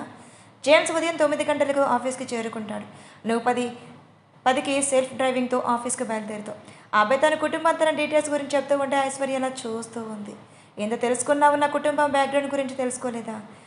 అన్నీ తెలుసుకున్నాను. నువ్వు మీ అన్నయ్య జల్సాలు. మీ నాన్న పొలిటికల్ లీడర్. కీర్తి విషయంలో మీ అన్నయ్య చేసిన తప్పులు, ఆత్మహత్య, మీ నాన్న గుండెపోటు, ఇంతే కదా? రేయ్, ఇంకోసారి అలా పిలిచావు ఇక్కడ నీ ప్రాణాలు తీసి పాది పెట్టేస్తా అంటూ చాలా కోపంగా బేస్ వాయిస్తో చెప్పాడు అబ్బాయి. ఐశ్వర్య పొగరు తన కంటిని కమ్మేసి ఎదురుగా ఉన్నది ఒక అగ్నిపర్వతం. అది కామ్గా ఉన్నంత వరకే దాని దగ్గర నుంచి చూడవచ్చు. అందులో జ్వాల పోసి మంట పెడితే తట్టుకోలేదు అని తెలుసుకోలేని పొగరు. చూడు, నువ్వు కీర్తి జోలికి వచ్చినా తనకు అపాయం చేయాలని తరిచినా నువ్వు ఒక బిడ్డ తల్లివి కాబట్టి మాటలతో చెప్పి వదిలేస్తున్నా. లేదా ఈ సమయానికి ఇక్కడ కాదు జైల్లో ఉండేదాన్ని. నిన్ను జైల్లో పెడతావా? దమ్ముంటే 1 నెలలో కీర్తిని చంపుతా, కాపాడుకోవడానికి ప్రయత్నం చేయి. ఈ 1 నెల నా నుంచి కాపాడుకున్నావే అనుకో, మళ్ళీ లైఫ్లో తన జోలికి రాను. మిస్ అయ్యింది అంటే నువ్వు నా జోలికి రాకూడదు. ఏంటి పందెం ఓకేనా? ఏంటి ఆలోచిస్తున్నావా? అంటే నీకు భయం ఎక్కడ కీర్తిని కాపాడలేవో అనా? పందెంకి రెడీ. ఈ రోజు నుంచి కరెక్ట్గా 30 రోజులు. ఆ తర్వాత నీ కంటి చూపు కాదు కదా, నీ ఆలోచనలు కూడా శాశ్వతంగా వదిలేయాలి. వదిలేస్తాను. నా అన్నయ్య కోరిన నా నాన్న చావుకి కారణమైన కీర్తిని నా నుంచి కాపాడుకోవడం నీ తరం కాదు, చూసుకో. Meet you same day after 1 month అంటూ అక్కడి నుంచి వెళ్ళిపోతాడు అబ్బాయి. ఐశ్వర్య కళ్ళు పెద్దవి చేసుకొని చూస్తూ ఉంటుంది. బయటకు వెళ్ళిన అబ్బాయి తన మనుషులు అక్కడి నుంచి తీసుకొని వచ్చారు. అక్కడే వదిలేయండి అని చెప్పి వెళ్ళిపోయాడు. తన మనసులు చెప్పినట్లే చేసేకి సిద్ధంగా చేసుకున్నారు. ఐశ్వర్య ఎక్కడికి వచ్చిందో గుర్తుపట్టకుండా కళ్ళకి గంతలు కట్టి ఎక్కడి నుంచి తీసుకొని వచ్చారు అక్కడే వదిలేశారు. అబ్బాయి నేరుగా జ్యువెలరీ షాప్కి వెళ్ళారు. కీర్తి శ్రీజ వల్ల కొంచెం సంతోషంగా కనిపిస్తుంది. అబ్బాయి కీర్తి మొహంలో నవ్వు చూశాక కొంచెం మనసు కుదుటపడింది. ఇంతకీ శ్రీజని చూస్తుంది ఎవరో కనిపెట్టారా? అభయ్ చూపులు శ్రీజానే చూస్తున్న వ్యక్తి మీద పడింది. పక్కకు వెళ్ళి నచ్చిందా అని అడిగాడు. అవును అభి, ఎంత చక్కగా ఉందో. హా, చూస్తూనే ఉన్నాం అంటూ పక్కన శ్రీ వచ్చి నిలబడ్డాడు. హా అంటూ ఇప్పుడు ఈ లోకంలోకి వస్తాడు అఖిల్. మీరేం మాట్లాడుతున్నారు అంటూ వాళ్ళ ఇద్దరిని మార్చి మార్చి చూస్తాడు అఖిల్. వాళ్ళేం మాట్లాడలేదు అఖిల్, నువ్వే మాట్లాడావు అన్నాడు అక్షయ్. రే అక్కి, ఇదంతా నీ పనేనా అన్నాడు అఖిల్. చాలోవే, నువ్వే మింగేసేలా చూస్తున్నా నా ఫ్రెండ్ని. ఆయన భలే దొరికారు. ఒక ఫ్రెండ్ ఏమో అన్నయ్య, ఇంకో ఫ్రెండ్ ఏమో నువ్వు. శ్రీ అన్నయ్య ఇంకో అమ్మాయి ఉంది, చూపించేదా? తను నువ్వు పెళ్లి చేసుకుని సరిపోతుంది. అప్పుడు నా ఫ్రెండ్స్ అంతా మన ఇంట్లోనే ఉండిపోతారు. ఐడియా బాగుంది కదా అంటూ నవ్వుతూ అభయ్ వైపు చూస్తాడు అక్షయ్. అభయ్ ఇస్తున్న లుక్ ఎక్కడ ఉంది? అన్నయ్య అంటూ పిలిచాడు అక్షయ్. అభయ్ తాను చూస్తున్న వైపు కదిలాడు. కీర్తి వైపు ఒక మహిళ ఫాస్ట్గా రావటం గమనిస్తున్న అభయ్ ఆమె కీర్తికి ఆపద కలిగిస్తుందో ఏమో అని అనుకున్నాడు. మేడం, మీరు అడిగిన మోడల్ నెక్లెస్ అంటూ కీర్తికి చూపిస్తుంది ఆ మహిళ. అభయ్ కంగారుగా అర్థం చేసుకున్న ముగ్గురు కీర్తికి ఏమీ కాదు. అభయ్, నువ్వెవరిని చూసినా కంగారు పడి అనుమానించొద్దు అన్నాడు శ్రీ. ఓకే బావగారు, ఇలా రండి అంటుంది శ్రీజ. అందరూ శ్రీజానే చూస్తూ ఉంటారు. ఎవరిని బావగారు అని పిలుస్తుంది అని కీర్తి, అభయ్లు, అక్షయ్లు చూస్తూ ఉంటారు. అభి, బావ ఇలా రండి అంటూ మరోసారి పిలుస్తుంది శ్రీజ. అభయ్ ఒక్కడే కాదు, కీర్తితో సహా అందరూ ఆశ్చర్యపోయారు శ్రీజ పిలుపుకి. నీకు బావ ఏంటే అంటూ అడిగాడు అక్షయ్. కీర్తికి భర్త అయితే నాకు బావనే కదరా అక్కి. అదేలా? రేయ్, అదంతే, నువ్వు పోబే. బావా, మీరు ఇలా రండి అంటూ అభయ్ దగ్గరికి వచ్చి చేయి పట్టుకొని ముందుకు తీసుకుని వెళ్తుంది శ్రీజ. రే అఖిల్గా, వరుసలు మారిపోతున్నాయి చూసుకో అంటాడు శ్రీ. అవును శ్రీ, నేను బావ అని తను బావ అని పిలిస్తే ఎలా ప్లీజ్ ఏదో ఒకటి చేసి అలా పిలవకండే చెయ్యు అంటూ ఉండగా, చూడు శ్రీజ, నువ్వు నన్ను అభిమానంగా పిలిచిన ఆ పిలుపు మాత్రం నన్ను పిలవకు. ఆ పిలుపుకి ఒకరికి మాత్రమే సొంతం. ప్లీజ్ నన్ను తప్పుగా అనుకోకు అంటాడు అభయ్. అయ్యో పర్వాలేదు, అందులో ఏముంది. బావగా వద్దు అంటే అన్నయ్యగా మార్చేస్తా. అది కూడా వద్దంటే జస్ట్ అభి అని పిలుస్తా. వద్దులే, అన్నయ్య అని పిలవచ్చు అన్నాడు అభయ్ చిన్న నవ్వుతూ. అయితే ఓకే అన్నయ్య, ఇది చూడండి, కీర్తి మెడలో ఎలా ఉందో చెప్పండి అంటూ కీర్తిని చూపిస్తుంది శ్రీజ. అభయ్ చెప్పిన మాటలు అందరూ వింటారు. అలాగే అభయ్ బాధ ఎవరి కోసమో కూడా అర్థం చేసుకుంటారు. కానీ ఒక్కరు మాత్రం శ్రీజ పిలుపు మార్చినందుకు తెగ సంబరపడతారు. అదే ఇంకెవరు, మన అఖిల్. అబ్బా, బ్రతికిపోయాను అన్నాడు అఖిల్. బ్రతికిపోయావా లేదా బలి అయిపోతావో చూసుకో. పిల్ల కొంచెం కూత ఘనంలాగా ఉంది అంటాడు శ్రీ. హిహి, నాకు అర్థమవుతుందిలే, నీకు కుళ్ళు అని అంటాడు అఖిల్. అఖిల్ వైపు ఒక లుక్ ఇస్తాడు శ్రీ. వీళ్ళ బాధ ఇలా ఉంటే కీర్తి మెడలో నెక్లెస్ చాలా అందంగా ఉంది. ఆ నెక్లెస్ వల్ల కీర్తికి అందమో, కీర్తి మెడలో వేసుకోవటం వల్ల ఆ నెక్లెస్కి అందం వచ్చిందో అబ్బాయికి అర్థం కాలేదు. నాన్న, అవి అమ్మాయికి ఎలా ఉందో చెప్పావంటే వేరే సెలక్షన్స్కి వెళ్ళాలి అంటూ మెల్లగా చెప్తుంది సత్య. చాలా బాగుంది మా, కానీ కీర్తికి కూడా నచ్చితేనే తీసుకోండి. కీర్తికి చాలా బాగా నచ్చింది అన్నయ్య, మీరు ఓకే అంతే అది సెలెక్ట్ చేద్దాం అని అంది శ్రీజ. ఓకే అంటూ ఇంకో జ్యువెలరీ సెలెక్ట్ చేసుకోవడానికి చూస్తున్నారు. కీర్తి మొహంలో అబ్బాయిని చూస్తూ అన్నంతసేపు ఎలాంటి ఎక్స్ప్రెషన్ లేకుండా శ్రీజ గమనిస్తూ ఉంది. ఇలా షాపింగ్లో బిజీగా ఉన్నారు. ఇక్కడ ఒకసారి ఐశ్వర్య పరిస్థితి చూద్దాం. ఐశ్వర్యాన్ని వదిలేశాక తన కార్ ఫాస్ట్గా డ్రైవ్ చేసుకుని ఒక ప్లేస్కి వెళ్తుంది. ఐశ్వర్య గెస్ట్ హౌస్కి వెళ్తుంది. తన కుడివైపు ఉన్న ప్లేస్కి వెళ్ళి నిలబడి కన్నీరు కారుస్తూ అలాగే మోకాళ్ళ మీద కూర్చుంటుంది. ఎందుకు నన్ను ఇలా వంటని చేసి వెళ్ళిపోయారు ఇద్దరు అంటే వంశీ ఇంకా వాళ్ళ నాన్న ఇద్దరి సమాధులు ఎదురుగా కూర్చొని ఏడుస్తూ బాధపడుతూ ఉంటుంది ఐశ్వర్య. ఆశి అంటూ ఒక పిలుపు. ఆ గొంతు ఎక్కడో విన్నట్లు ఉంది. ఆ గొంతులోని ప్రేమకు ఐశ్వర్య తన జన్మంతా రుణం తీర్చుకోలేదు. ఆ గొంతు వినిపించిన వైపు చూస్తుంది ఐశ్వర్య. ఒక్కసారి ఇలా బొమ్మలాగా నిలబడి ఐశ్వర్యానికి ఆశ్చర్యానికి గురవుతుంది. అన్నయ్య అంటూ పిలుస్తుంది. ఎలా ఉన్నా వైషు? అన్నయ్య అంటూ పరుగున వెళ్ళి హత్తుకోవాలని ప్రయత్నం చేస్తుంది. కానీ ఆ తర్వాతే తెలుస్తుంది వంశీ నిజం కాదు, తన భ్రమ అని. వంశీ అక్కడి నుంచి మాయమవుతాడు.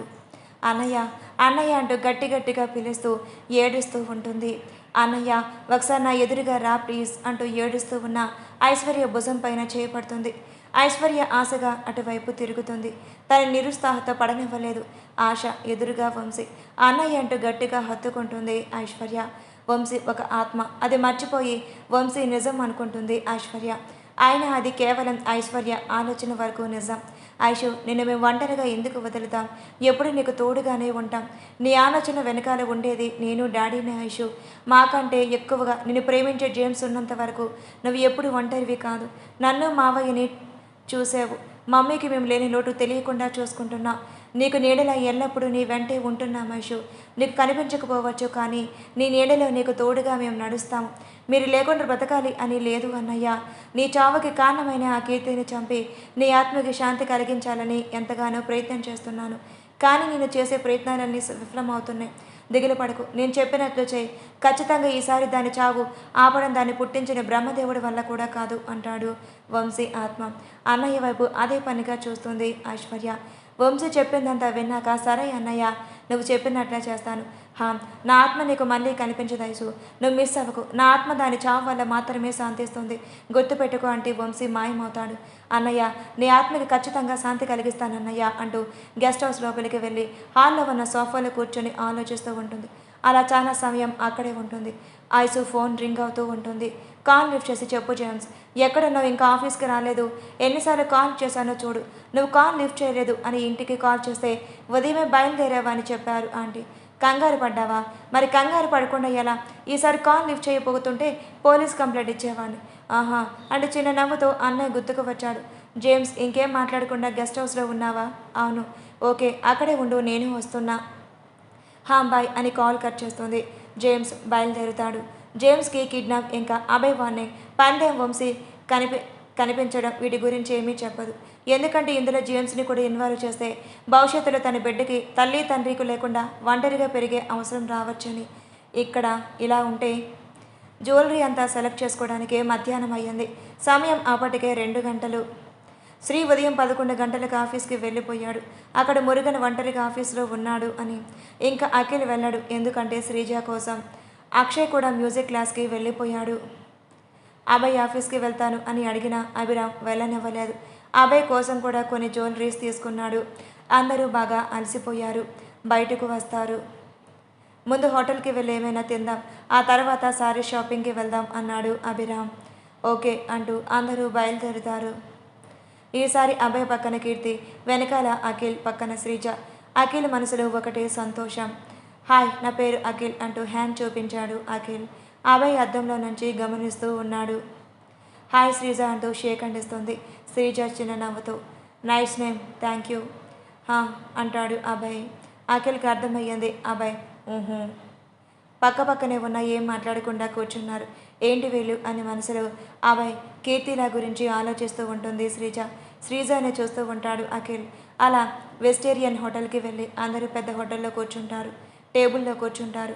ఆర్డర్ పెట్టి కొంచెంసేపు ఎవరికి వాళ్ళు మాట్లాడుకుంటూ ఉన్నారు. డాడీ, చెప్పు అభి, మీరంతా వెళ్ళి సారీస్ కొనండి. ఆఫీస్లో హెవీ వర్క్స్ ఉన్నాయి, నేను వెళ్ళి చూసుకోవాలి. అలా ఎలా కుదురుతుంది అభి? నువ్వు కూడా ఖచ్చితంగా ఉండాలి. సారీస్ నువ్వు కీర్తిని సెలెక్ట్ చేయాలి అనింది హిమజ. అత్తయ్య ప్లీజ్, అఖిల్ నువ్వు వెళ్ళు ఆఫీస్కి, నీ అవసరం ఏమీ లేదు కదా ఇక్కడ అంటుంది హిమజ. మా ప్లీజ్, నేను ఉంటాను. అఖిల్, నువ్వు ఇక్కడ ఉండి ఏం చేయబోతావు? ఆఫీస్కి వెళ్ళి వర్క్ చూసుకో అన్నాడు అభిరామ్. ఇంకేం చెప్పాలో అర్థం కాలేదు అఖిల్కి. సరే మావయ్య అంటూ అభయ్ వైపు చూస్తాడు. ఐఆమ్ సారీ రియలీ, నేను కావాలని చేయలేదు, నేను వెళ్దామని అనుకున్నాను అన్నాడు అభయ్. ఓ అభి అంటూ చిన్న పిల్లాడిలా మూతు ముడుస్తున్నాడు అఖిల్. అభయ్ మొహంలో చిన్న నవ్వు ఇలా వచ్చేలా పోతుంది. ఆ క్షణం అనుకోకుండా అభయ్ వైపు చూసిన కీర్తి ఆ నవ్వు చూసి తనకు తెలియకుండానే పెదవులు విచ్చుకుంటుంది. అందరూ తినేసి షాపింగ్కి వెళ్తారు. అఖిల్ ఆఫీస్కి వెళ్తాడు. అఖిల్ని ఆఫీస్లో చూసిన శ్రీ, రే అఖిల్, నువ్వేంటి ఇక్కడ? నీ శ్రీజ ఒంటరి అయిపోదు అంటాడు నవ్వుతూ. చాలా జోకులు, నా శ్రీజ ఇంకా అంత దూరం రాలేదులే, కానీ నిజమే, కానీ నువ్వేంటి షాపింగ్కి వెళ్ళలేదా అని అడిగాడు శ్రీ. జరిగింది ఎక్స్ప్లెయిన్ చేశాడు అఖిల్. అంటే నవ్వుతూ, అంటే అభి వల్ల నువ్వు ఇక్కడికి వచ్చావన్నమాట, అంతేగా మరి? సర్లే రా, ఇంకేం చేసేదేం లేకుండా అంటూ మూతు మోర్చుకుంటూ వర్క్ చేయటం మొదలుపెట్టాడు అఖిల్. షాపింగ్కి వచ్చిన వాళ్ళ ఈసారి అంటూ షాపింగ్ మాల్లో ఆడవాళ్ళు చేసే గందరగోళం మొదటిసారి చూస్తున్నాడు అభయ్. అబ్బాయి ఏంటిది, ఒక్కొక్కరికి ఇన్ని సారీస్ చూపిస్తూ ఉన్నారు, అందులో కొంతమంది కొనడం కూడా లేదు, ఎలా మేనేజ్ చేస్తున్నారు బాబు మీరు అంటూ అక్కడ ఉన్న సేల్స్ మ్యాన్ని జాలీగా చూస్తూ అడిగాడు అభయ్. మా పని ఇదే కదా సార్, ఇంకా ఈ ఆడవాళ్ళు షాపింగ్ అంటారా, ఇది కూడా మామూలే అంటూ మీరు ఇదే మొదటిసారి రావటమా అని అడిగాడు సేల్స్ మ్యాన్. ఇదే చివరిసారి కూడా అంటాడు అభయ్. ఆ సేల్స్ మ్యాన్ ఆ మాట గట్టిగా నవ్వేస్తాడు. కీర్తి ఏదో షాపింగ్ వచ్చింది అంటే వచ్చింది, అలా మొహం పెట్టుకుని ఉంది. ఏం కీర్తి, నువ్వంటే ఎంత డల్గా ఉన్నావు నాకు తెలిసి, నేను మన కాలేజ్ డేస్లో కూడా ఇంత గందరగోళంగా చూడలేదు. అసలు నీకు ఈ పెళ్ళి ఇష్టమేనా అని ఇంకా ఉండబట్టలేక అడిగేసింది శ్రీజ. శ్రీజ ప్రశ్నకి అందరు కీర్తి వైపు చూస్తారు. అభయ్ కూడా కీర్తి వైపు చూస్తాడు. అభయ్ కూడా కీర్తి వైపు చూస్తాడు. అందరి వైపు చూస్తుంది కీర్తి. తన సమాధానం కోసం ఎదురు చూస్తున్నట్లు ఆ చూపులోని భాష అర్థమయ్యింది. అబ్బా శ్రీజ, అలా ఏం లేదు, కొంచెం తలనొప్పి అంతే. టీ కాఫీ ఏమైనా తాగుతారా కీర్తి అని అడిగింది సత్య. టీ తాగుతానంటే అవి అని పిలుస్తుంది సత్య. మా అంటాడు పక్కనే ఉండి. టీ కావాలంట, తీసుకుని వెళ్ళు అంటుంది చిన్న నవ్వుతో సత్య. శ్రీజ, నువ్వు వస్తావా? నాకొద్దు. అయినా మీ ఇద్దరి మధ్యలో నేనెందుకు? వెళ్ళిరా పిచ్చిదానా, పొల్ల పెట్టేసి ఎలా నవ్వుతుందో చూడు అని మనసులో శ్రీజాన్ తిట్టుకుంటూ అభయ్ వెనకాల అడుగులు వేస్తుంది కీర్తి. ఇద్దరు కలిసి పక్కనే ఉన్న కాఫీ షాప్కి వెళ్ళి కూర్చుంటారు. ఆర్డర్ సార్ అంటూ బేరర్ వస్తాడు. ఒకటి కాదు ఒక కాఫీ అంటుంది కీర్తి. అభయ్ కీర్తి వైపు చూస్తాడు. కాఫీ స్మెల్ బాగుంది అందుకే అంటుంది. ఓకే, ఒక కాఫీ. ఓకే సార్ అని బేరర్ వెళ్ళిపోతాడు. కీర్తి అటు ఇటు చూస్తూ ఉంటుంది. అభయ్ కూడా కీర్తిని ఏం డిస్టర్బ్ చేయకూడదు అనుకుని ఫోన్లో ఏదో చూస్తూ ఉంటాడు. కీర్తి చూపు అభయ్ వైపు వెళ్తాయి. మిమ్మల్ని ఒకటి అడగాలి సార్. అడుగు కీర్తి. నన్ను ఎవరు చంపాలని అనుకుంటున్నారు అని నాకు కూడా తెలియదు. పరిస్థితులు మీకు తెలిసి ఇలా చేశాయి. నన్ను కాపాడాలి అనుకుంటే అందుకు పెళ్ళి ఎందుకు చేసుకోవాలి? పోలీస్ కంప్లైంట్ ఇచ్చి ప్రొటెక్షన్ ఏర్పాట్లు చేస్తే సరిపోతుంది కదా. కీర్తి ఇలా ఆలోచిస్తుంది అని ఇలాంటి ప్రశ్న వేస్తుంది అని అభయ్ ఊహించలేదు. కీర్తి అడిగే ప్రశ్నలో కూడా న్యాయం ఉంది. కానీ ఇప్పుడు నాకు నువ్వు చనిపోయిన అమ్ములా కనిపిస్తున్నావు. అందుకే నాకు తెలియకుండానే నిన్ను ప్రేమించడం మొదలుపెట్టాను. నీకు ప్రమాదం ఉందని తెలిసాక నిన్ను నా కంటి చూపులో దూరంలోనే పెట్టుకోవాలి అని అనుకుంటున్నాను. అమ్మను పోగొట్టుకున్న నేను పోగొట్టుకోలేను. నీకు దూరంగా నేను ఉండలేకపోతున్నాను అని ఎలా చెప్పేది? చెప్పినా ఇవన్నీ నమ్ముతుందా? నమ్మి నన్ను ఒప్పుకుంటుందా? ఇలా అభయ్ మనసులో ఆలోచించుకుంటూ ఉన్నాడు. సార్ అంటూ కీర్తి పిలుపులో ఆలోచనల నుంచి బయటపడతాడు. నా ప్రశ్నకు సమాధానం అంటూ ఉండగా బేరర్ కాఫీ తీసుకొని వస్తాడు. ముందు కాఫీ తాగు అంటాడు అభయ్. కాఫీ తాగుతూ ఆ టేస్ట్ని ఆస్వాదిస్తూ ఉంటుంది కీర్తి. 5 నిమిషాల కాఫీ తాగేశాను, ఇప్పుడు చెప్తారా అని అడుగుతుంది. నువ్వు అడిగిన ప్రశ్న కరెక్టే, కానీ అలా చేయకుండా ఇలా ఎందుకు చేస్తున్నాను అనే ఆలోచన నీకే వదిలేస్తున్నా. నువ్వేమైనా ఆనుకోవచ్చు అంటూ వదిలేస్తాడు అభయ్. అభయ్ చెప్పిన సమాధానానికి కీర్తి కోపంతో మరిగిపోతుంది. అలా ఎలా నా ఆలోచనకు వదిలేస్తారు అంటూ టేబుల్ని గట్టిగా కొడుతూ కోపంగా లేస్తూ అభయ్ని ఉరిమురిమి చూస్తుంది. అందరూ వాళ్ళిద్దరిని చూస్తూ ఉంటారు. కీర్తి, ఇది నలుగురు ఉండే ప్లేస్, అది మర్చిపోకు ప్లీజ్, కంట్రోల్ యువర్ బిహేవియర్. ఎక్కడి నుంచి ముందు వెళ్దాం పద అంటూ బిల్ పే చేసి అభయ్ నడుస్తూ ఉంటాడు. కానీ కీర్తి మాత్రం అప్పుడే కోపంగా నిలబడి చూస్తూ ఉంటుంది. అభయ్ కల నలుగురిలో కీర్తి ప్రవర్తన నచ్చలేదు. ఫాస్ట్గా కీర్తి దగ్గరికి వచ్చి ఇప్పుడు నీకేం కావాలని కీర్తి కళ్ళలోకి కళ్ళు పెట్టి చూస్తూ అడుగుతాడు. నా ప్రశ్నకు సమాధానం. అభయ్ గట్టిగా కళ్ళు మూసుకొని ఉష్ అనుకుంటూ, సరే విను, నువ్వు చెప్పినట్లే పోలీస్ కంప్లైంట్ ఇచ్చి ప్రొటెక్షన్ ఇస్తే చాలు. కానీ అది నా అనుకున్న వాళ్ళకి సరిపోదు. ఎందుకంటే నేను ప్రేమిస్తున్నాను. ఓకే, అర్థమైతే మంచిది. ప్రేమిస్తున్నాను అని అభయ్ నోటి ద్వారా ఆ మాట వినిపించగానే కీర్తిలో ఏదో తెలియని పులకింత. కానీ ఎందుకని అర్థం అని చేసుకోలేకపోతుంది. ఇప్పుడు నాకు కోపం రావాలిగా, కానీ ఈ ఫీలింగ్ ఏంటి? ఎందుకు మనసులో ఇంకోవైపు అడుగులు వేస్తుంది అని మనసులో అనుకుంటూ ఉంటుంది కీర్తి.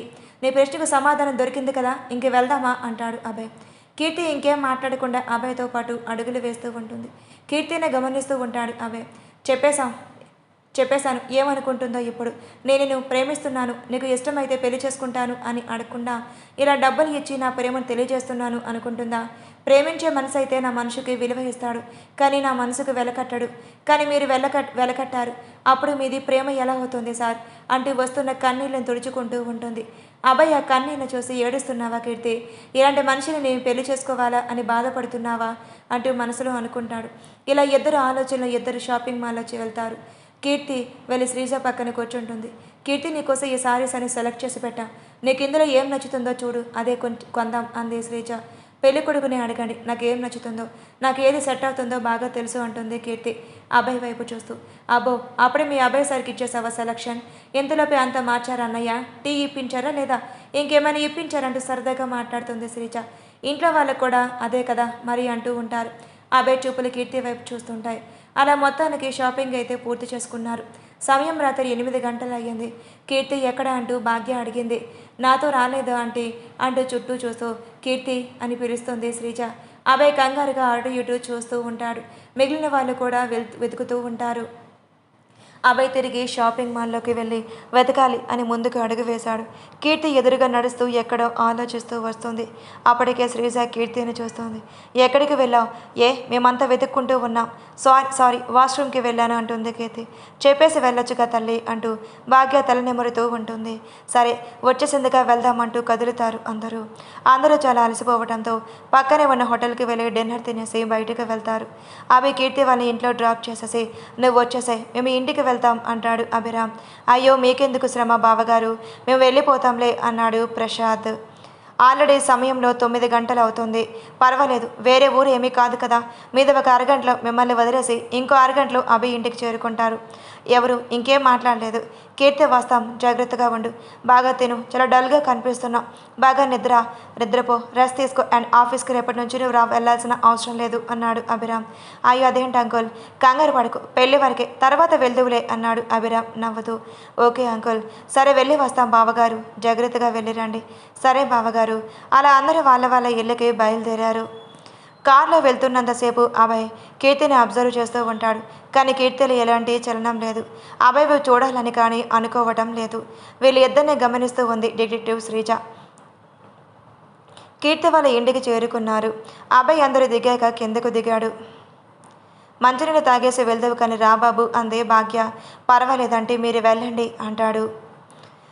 బాయ్ అన్నయ్య అని నవ్వుతూ శ్రీజ చెప్పగా, బాయ్, గుడ్ నైట్ శ్రీజ అని అభయ్ చెప్తాడు. కీర్తి కూడా కదులుతూ ఉంటే, కీర్తి ఒక్క నిమిషం నీతో మాట్లాడాలి అన్నాడు అభయ్. కీర్తి ఆగుతుంది. మిగిలిన వాళ్ళు లోపలికి వెళ్తారు. ఆర్ యూ ఆల్ రైట్ కీర్తి అని అడిగాడు అభయ్. నాకు ఇప్పుడు ఏమీ మాట్లాడడం లేదు sir, if you don't mind, నాకు టైర్డ్గా ఉంది, వెళ్ళి పడుకుంటాను అంటుంది. Okay, take care. కీర్తి లోపలికి వెళ్ళే వరకు కీర్తిని చూసి తర్వాత కార్ స్టార్ట్ చేస్తాడు అభయ్. ఒక అర్ధగంటలోపే ఇంటికి చేరుకుంటాడు. ఇంట్లో అందరూ ఎవరెవరి గదిలో వాళ్ళు ఉంటారు. ఒక హిమజ తప్ప హాల్లో అభయ్ కోసం ఎదురు చూస్తూ కూర్చొని ఉంది. అత్తయ్య మీరు ఇంకా హాల్లో ఏం చేస్తున్నారు? వెళ్ళి రెస్ట్ తీసుకోవచ్చుగా. ఇలా రా, వచ్చి కూర్చో.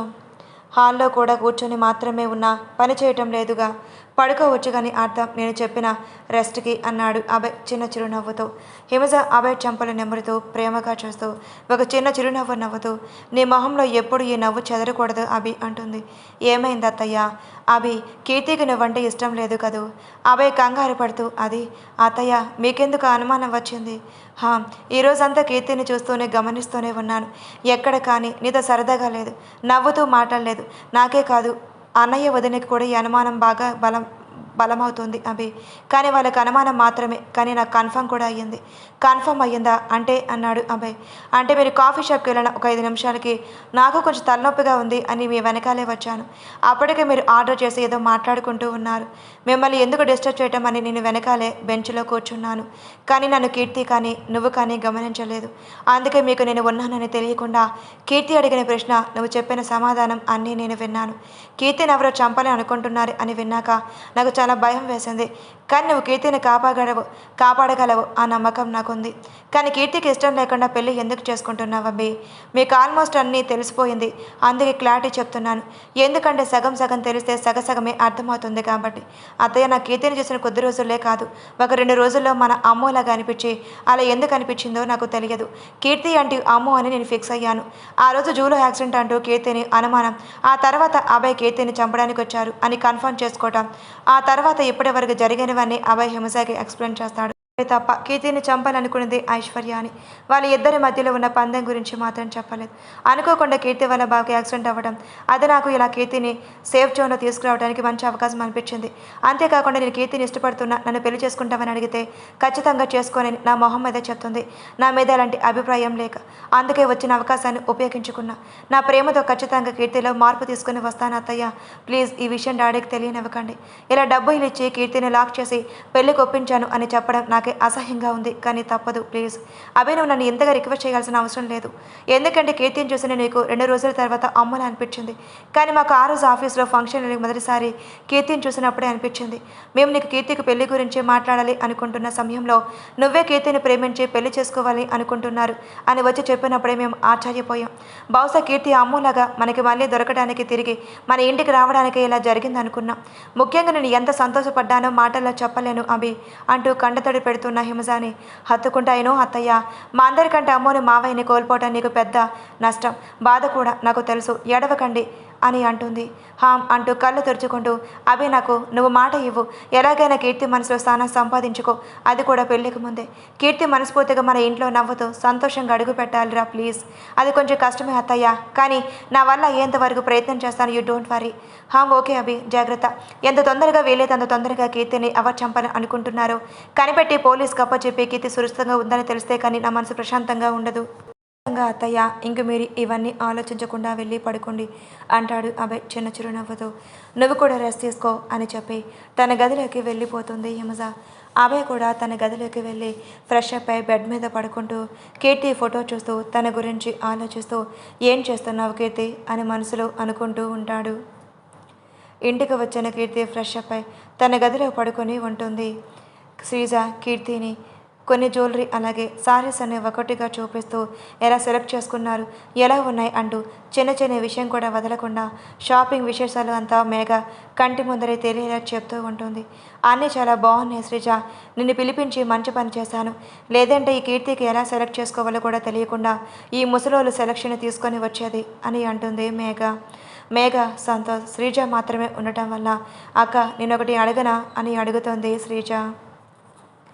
అడుగు. నిజంగానే కీర్తికి పెళ్ళి ఇష్టమేనా? అదేంటి అలా అడిగావు? లేదంటే ఏంటక్క, అసలు నేను కలిసినప్పటి నుంచి చూస్తున్నా హ్యాపీగా ఉన్నట్లే అనిపించటం లేదు. అడిగితే ఏమో తలనొప్పి అది ఇది ఇలా ఉంది అలా ఉందని ఏదో ఒకటి చెప్పి కవర్ చేస్తుంది. ఖచ్చితంగా మీకు అన్ని విషయాలు చెప్తుంది కదా, అందుకే అడుగుతున్నాను. నాకు ఆ డౌట్ వస్తుంది కానీ నేను అడగలేదు, ఎందుకంటే వాళ్ళు ఇద్దరు ఒకరినొకరు ఇష్టపడి పెళ్ళికి పెద్దవాళ్ళతో మాట్లాడారు అందుకే. అంతేకాకుండా చూసావుగా మీ బావ పరిస్థితి ఇలా, నేనేమో ఇలా, ఇంకా అంతలా కీర్తి ఎలా ఉందని ఆలోచించే పరిస్థితిలో నేను లేదు, అందుకే అదంతా నేను అబ్జర్వ్ చేయలేదు శ్రీజ. కానీ నాకు ఆ రోజు అభయ్ వాళ్ళ ఇంట్లో వాళ్ళు వచ్చినప్పుడే అనుమానం వచ్చింది మేఘ అన్నాడు సంతోష్. అవునా బావగారు ఎలా, ఎందుకు అంటూ క్యూరియాసిటీగా అడిగింది శ్రీజ. నువ్వు చెప్పినట్లు కీర్తి అనే విషయాలు అత్తయ్య మావయ్యలా కంటే ముందుగా మేఘకు చెప్తుంది, అలాంటిది ఈ విషయం దాస్తుందా చెప్పు. నిజమే, ఇప్పుడు నాకు ఈ ఆలోచన వస్తుంది. అభయ్తో మొదటిసారి గొడవ తిట్లు, తనతో కీర్తికి ఉండే సమస్య గురించి అంతా నాకు చెప్పింది, అలాంటిది ఈ విషయం నాకు చెప్పలేదు. ఒకవేళ నిజంగానే ఈ పెళ్లి కీర్తికి ఇష్టం లేకపోతే మరెందుకు పెళ్లి చేసుకోవడానికి ఒప్పుకుంది అని అనుమానంగా చూస్తూ అడిగింది మేఘ. నేను ఒకటి అనుకుంటున్నా మేఘ, మేబీ అది నిజం కావచ్చో లేదో నా ఊహ కావచ్చు. ఏమనుకుంటున్నారు? ఒకవేళ అబ్బాయికి కీర్తి నచ్చి తనను పెళ్లి చేసుకోవడానికి ఇలా ఒప్పించాలి లేదా ఎలా చెప్పాలి అని కూడా ఆలోచిస్తున్న సమయంలో నా యాక్సిడెంట్ అయ్యింది. సో మేబీ డబ్బులు ఇచ్చాడు, దానికి బదులు అంటూ మెల్లిగా ఒక్కొక్క మాట చెప్పాలో చెప్పకూడదు అన్నట్టు చెప్పాడు సంతోష్. నో, అలా ఎలా కీర్తిని పెళ్లికి ఒప్పిస్తాడు? నేను ఇది చచ్చినా ఒప్పుకోను. కీర్తి పాప తనకి ఎలానో అంటూ కంగారు పడుతుంది మేఘ. మేఘ ప్లీజ్, చెప్పగా ఇది నా ఊహ మాత్రమే, నిజమో అబద్ధమో కూడా నాకు తెలియదు, నువ్వు ముందు కంగారు పడటం ఆపు అన్నాడు సంతోష్. అవునక్క, నువ్వు కంగారు పడకు, ఎలాగైనా అసలు ఏంటి విషయం అని కీర్తి నోటి నుంచి కనుక్కుంటాను, అంతవరకు మీరు ప్రశాంతంగా ఉండండి. ఒకవేళ ఇదే కనుక నిజమని తెలిస్తే మనం ఏం చేయాలో ఆలోచిద్దాం. అవును శ్రీజ చెప్పింది కరెక్టే, మనం అడిగి ఖచ్చితంగా చెప్పదు కీర్తి. సో నువ్వు ఎలాగైనా కీర్తి దగ్గర నుంచి నిజాన్ని రాబట్టాలి శ్రీజ అన్నాడు సంతోష్. అలాగే బావగారు, ఖచ్చితంగా కనుక్కుంటాను. ఏంటో నాకు ఆయోమయంగా ఉంది, ఎవరి మంచి వల్ల ఎవరి స్వార్థపల్లో అర్థం కావడం లేదు అంటుంది మేఘ. ఇద్దరు మేఘను చూస్తూ ఉంటారు. ఇక్కడ తన జీవితం ఎవరి చేతుల్లో వెళ్తుందో, ఎలా తన జీవితాంతం భర్తగా నేను భరించాలో, అసలు ఎందుకు ఈ మనిషి అంటే నాకు నచ్చటం లేదు, నన్ను కాపాడుతున్నాడు, అనుక్షణం నీడుగా మారుతున్నాడు, నా వెన్నంటే ఉంటూ రక్షకుడిగా మారాడు, నా ఊపిరి తన ఊపిరిగా భావిస్తున్నాడు, కానీ నా మీద అమితమైన ప్రేమ చూపిస్తున్నాడు, నన్ను చంపాలనే వాళ్ళకి నా ముందు నిలబడుతూ చావుకి ఎదురుగా నిలబడుతున్నాడు, నన్ను ప్రేమిస్తున్నానని తన నోటి నుంచి చెప్పాడు. అలాంటి మనిషి నాకు ఎందుకు నచ్చటం లేదు. ఇలా ఆలోచిస్తున్న కీర్తికి తన కంటి నుంచి వస్తున్న కన్నీళ్లు తనకే తెలియకుండా తలుచుకోవడానికి తుడుచుకోవడం చేతులు వెళ్తాయి. కన్నీళ్ళ ఎందుకో నాకెందుకు ఇంత బాధగా ఉంది అని కీర్తి కుమిలిపోతుంది. కీర్తి అంటూ శ్రీజ డోర్ శబ్దం చేస్తుంది.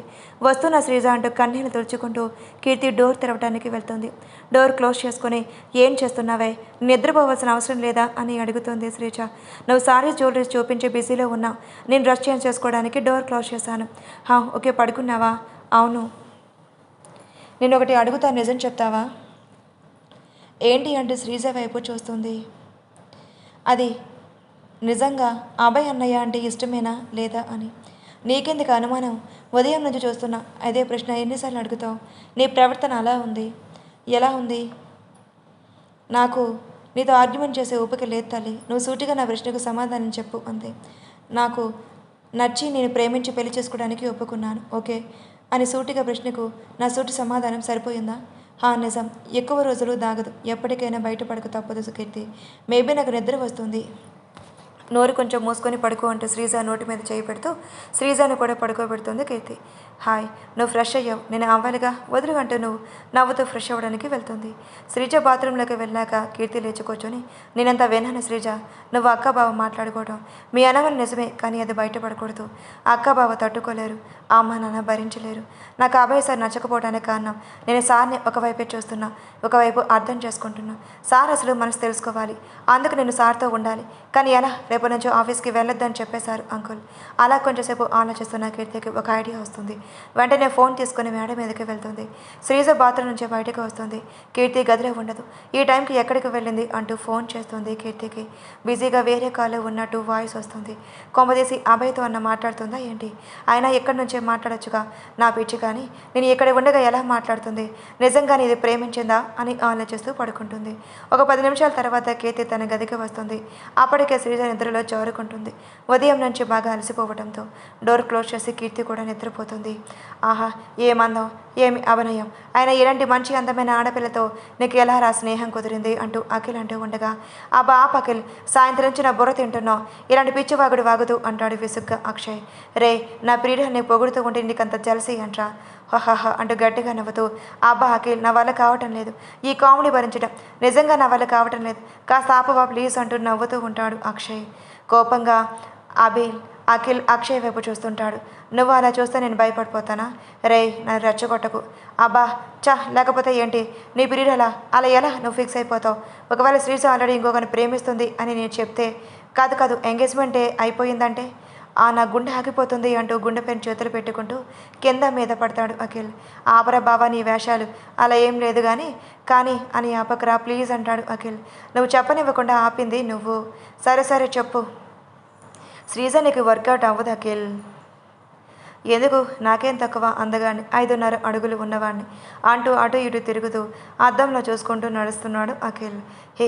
అంత లేదు. శ్రీజ పైకి చలాకి అమ్మాయిలా కనిపిస్తుంది, లోపల రాక్షసి అండ్ చాలా స్ట్రిక్ట్. ఈ ప్రేమ పెళ్ళిళ్ళ మీద అస్సలు నమ్మకం లేదు. అయినా సరే వాళ్ళ ఇంట్లో వాళ్ళ టార్చర్ భరించలేకే ప్రొఫెసర్ చూడటానికి మాత్రం ప్రస్తుతానికి అనుమతి ఇచ్చింది. వాళ్ళ ఇంట్లో శ్రీజ ఒకటే కూతురు, వాళ్ళకి చాలా గారాభంగా పెంచారు, అంతే ధైర్యంగా కూడా పెంచారు. ఆ ధైర్యం చూసే కీర్తి శ్రీజ ఒకలాగా ఆలోచిస్తూ ఉంటారు. అని ఫ్రెండ్స్ కాదు, బెస్ట్ ఫ్రెండ్స్ అయ్యారు. అండ్ వాళ్ళ ఇద్దరు ఆలోచనలు ఒక నిర్ణయం కూడా తీసుకున్నారు. కానీ ఇప్పుడు అది కీర్తి బ్రేక్ చేసింది. ఏం నిర్ణయం? ఎవరిని ప్రేమించి మాత్రం పెళ్లి చేసుకోకూడదు అని. కానీ ఇప్పుడు అన్నయ్యని ప్రేమిస్తుందిగా మన కీర్తి. నీ మొహంలో ప్రేమిస్తుందా? నా బొంద. వాళ్ళ నిర్ణయం చాలా గట్టిగా అనుకున్నట్లు అన్నాడు అఖిల్. ఏంటి ఏమన్నావు అన్నాడు అక్షయ్. అరే ఏం లేదురా బాబు, ఇప్పుడు శ్రీజని ఎలా పడగొట్టాలో చెప్పు అన్నాడు అఖిల్. పడగొట్టడాలు ఇలాంటివి ఏం పెట్టుకోకు. కీర్తి ఎలాగో అన్నయ్యకి పడిపోయింది, కానీ నీకు అలాంటి ఛాన్సెస్ లేవు. సో సైలెంట్గా అత్తయ్య మమ్మీ డాడీని తీసుకుని వెళ్ళి శ్రీజ పేరెంట్స్తో మాట్లాడించు, సరిపోతుంది. హలో, ఎవరెక్కడ అభి? అఖిల్ అంటే చిటికలు వేస్తూ, నువ్వు చూస్తూ ఉండి ఎలా నా ప్రేమలో పడేసుకుంటాను. కీర్తి అబ్బాయి పెళ్ళి అయ్యేలోపే అఖిల్ ఐ లవ్ యూ అని శ్రీజతో చెప్పిస్తాను చూడు అన్నాడు కాన్ఫిడెంట్గా చెప్తాడు అఖిల్.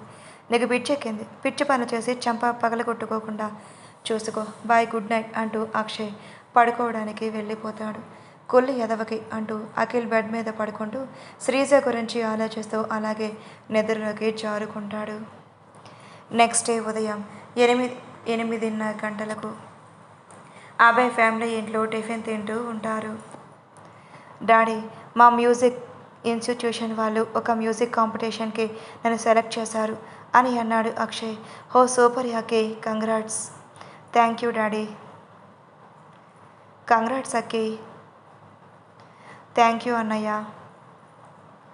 నీలో అంత టాలెంట్ రా అక్కి అని అన్నాడు అఖిల్. రే, ఏంటి ఆ మాటలు? బుద్ధి లేదు, టాలెంట్ లేకుండా సెలెక్ట్ చేస్తారా అనేది కోపంగా హిమజ. అలా బుద్ధి పెట్టు అత్తయ్య. నేను కామెడీగా అన్నాను, దానికి ఎందుకో అంత కోపం నీకు? ఏంట్రా, నాకు బుద్ధి చెప్పాలా? నేను కాకపోతే ఎవడు నేను ఏడిపించేది అన్నాడు చెక్కలు గెంతలు పెడుతూ అఖిల్. బాగా ప్రాక్టీస్ చేయి అక్షయ్, అవకాశం వచ్చినప్పుడు మనల్ని మనం ప్రూవ్ చేసుకోవాలి అని అన్నాడు అభయ్. డెఫినెట్గా అన్నయ్య.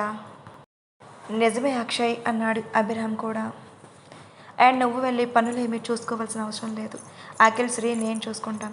అయ్యో అలా చెప్పకన్నయ్య, ఖచ్చితంగా నేను చేస్తాను. ఆ ఎంగేజ్మెంట్ నేను వదులుకోలేను. రెండింటిని మేనేజ్ చేస్తాను. అది కాదు అంటూ అభయ్ అంటూ ఉండగానే అక్షయ్, అన్నయ్య చెప్పింది 100% కరెక్ట్. వచ్చిన అవకాశం జారిపోకూడదు. ఇంక పెళ్లి వ్యవహారాలు అంటావా? ఒక అభయ్కి మాత్రమే పెళ్ళి, ఇంకా ఇంకోటి ఉన్నాడుగా పెళ్ళికి రెడీగా అంటూ అఖిల్ వైపు చూస్తూ చెప్తాడు. అంతేకాకుండా శ్రీ కూడా ఉన్నాడుగా, వాడికి మాత్రం ఇంకెవరున్నారు, మీరే అన్నీ చూసుకోవాలి అనింది సత్య. అవును. సో ఈ ఒక్క పెళ్లి పనులు చూసుకోకపోతే ఏం పర్వాలేదులే.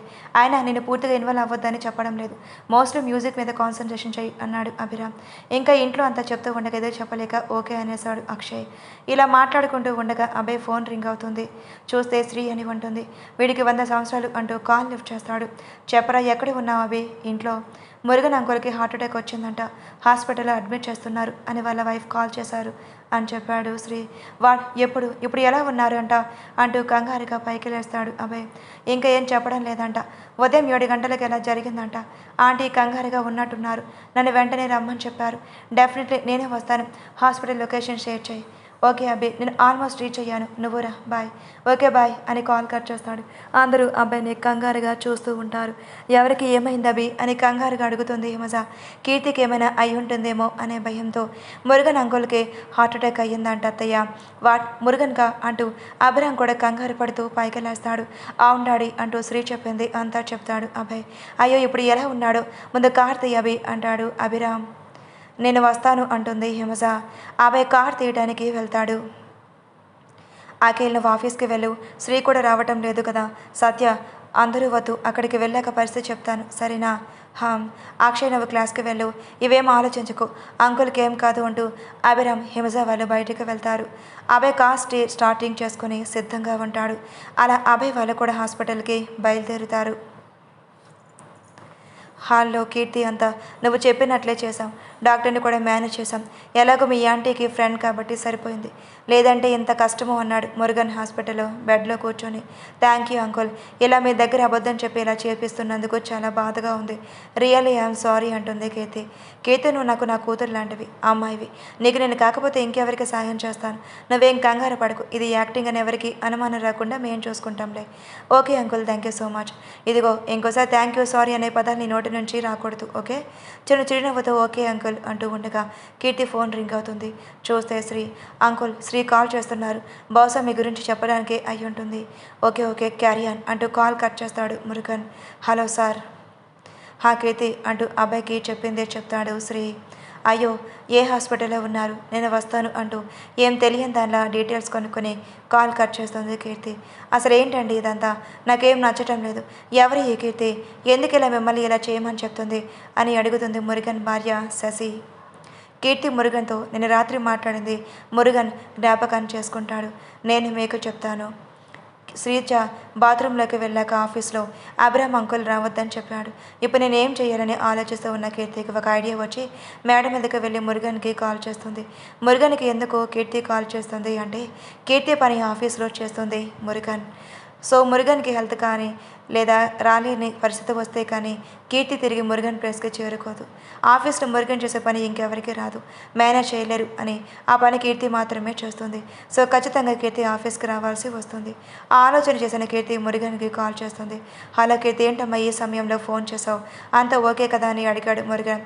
సారీ అంకుల్, ఈ సమయంలో మిమ్మల్ని డిస్టర్బ్ చేస్తున్నందుకు. అయ్యో అదేం పర్వాలేదు. ఏంటి విషయం కీర్తి? అంకుల్, మీరు నాకు ఒక సహాయం చేయాలి. నేను చేయగలిగే సహాయం అయితే ఖచ్చితంగా చేస్తాను తల్లి. మీకు మాత్రమే చేయగలిగే సహాయం అంకుల్. అంటూ చిన్న నవ్వుతో, చలాకీ అమ్మాయివి, సరే చెప్పు ఏం సహాయం?